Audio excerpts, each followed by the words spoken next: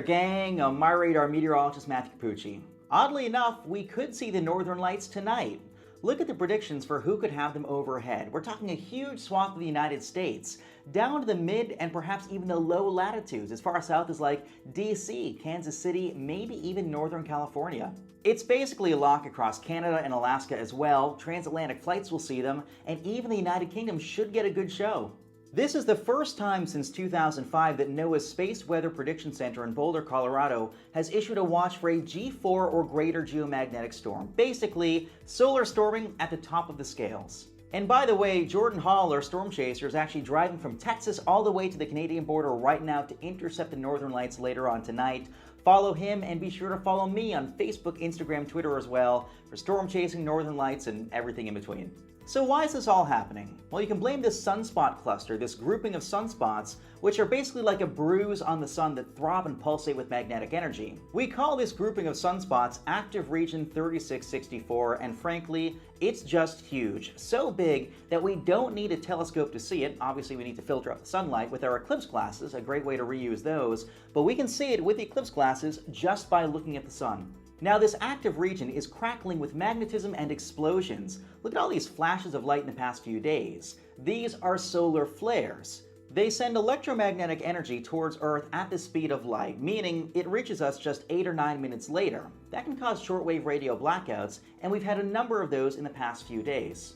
But then we have CMEs, or coronal mass ejections, that happen a little bit afterwards. They're like slower shock waves of magnetism, and they take a little while to reach us.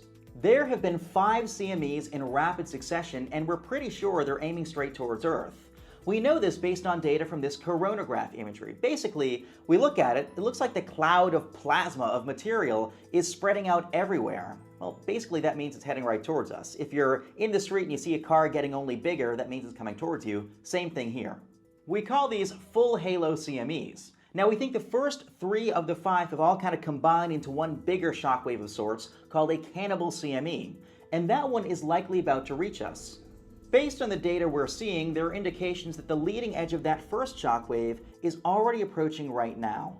That means a major geomagnetic storm could get going in the next few hours, and because of how overwhelmed the poles will be with handling that magnetism, they'll push those lights, the aurora borealis, closer to the equator, meaning we could see them across the United States.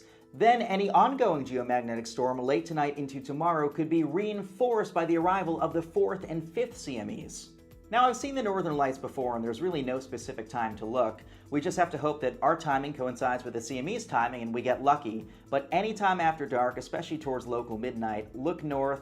You might be able to see them. If you're too far south, they'll look kind of like white glowing pillars. If you're far enough north, you'll see a colorful, mesmerizing display that almost looks like fluttering of laundry lines in the wind. It's really cool. I've seen them before, and they move faster than you can possibly imagine too. That's one thing I was not prepared for. But in any case, follow me, Facebook, Twitter, Instagram, YouTube. Follow My Radar on all social media platforms too. And fingers crossed, I hope we all see it, because that would be, simply stated, awesome.